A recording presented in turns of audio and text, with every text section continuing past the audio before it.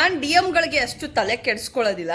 But ನನಗೆ ಬಂದಿದ್ದು ಒಂದು ಡಿ ಎಮ್ಮಿಂದ ನಾನು ಇವತ್ತು ಈ ವಿಡಿಯೋ ಮಾಡ್ತಾ ಇದ್ದೀನಿ.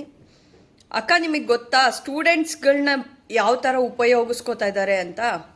ಇದು ಬರೀ ಬಿಗ್ ಬಾಸ್ಗಷ್ಟೇ ಸೀಮಿತ ಆಗಿಲ್ಲ. ರಾಜಕೀಯ ಟೈಮಲ್ಲೂ ಅಂದರೆ ನಮಗೇನಾದರೂ ಆಗಬೇಕಾಗಿದೆ, ಅವ್ರಿಗೇನಾದರೂ ಕೆಲಸ ಆಗಬೇಕಾಗಿದೆ ಈ ಕ್ಷೇತ್ರದಲ್ಲಿ ಅಂದರೆ ಸ್ಟೂಡೆಂಟ್ಸ್ನ ಇದೇ ಥರ ಬೆಳೆಸ್ಕೊಳ್ಳೋದವರು.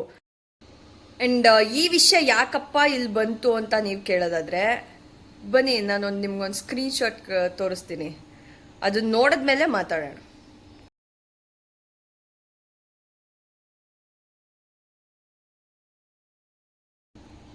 ನೋಡಿದ್ರಿ ಅನ್ಸುತ್ತೆ ಸ್ಕ್ರೀನ್ಶಾಟ್ ಹೇಗಿತ್ತು? ಇದೇ ಥರ ಬಳಸ್ಕೊತಾ ಇದ್ದಾರೆ ಸ್ಟೂಡೆಂಟ್ಸ್ಗಳನ್ನ. ಇದು ಒಂದೇ ಟೈಮ್ ಅಂತ ಹೇಳ್ತಾ ಇಲ್ಲ, ಅವರಿಗೆ ಲಾಭ ಆಗಬೇಕಾಗಿರೋ ಪ್ರತಿ ಸರಿನೂ ಸ್ಟೂಡೆಂಟ್ಸ್ಗಳನ್ನ ಇದೇ ಥರ ಬಳಸ್ಕೊತಾ ಇರೋದು. ಈ ಥರ ಓಟ್ಸ್ ತಗೊಂಡು ನಾನು ಗೆದ್ದೆ ಅಂದರೆ ಅದು ಗೆಲುವಲ್ಲ, ನೀವು ಕೊಡ್ತಾ ಇರೋ ಲಂಚ ಗೆಲ್ಲೋದಕ್ಕೆ.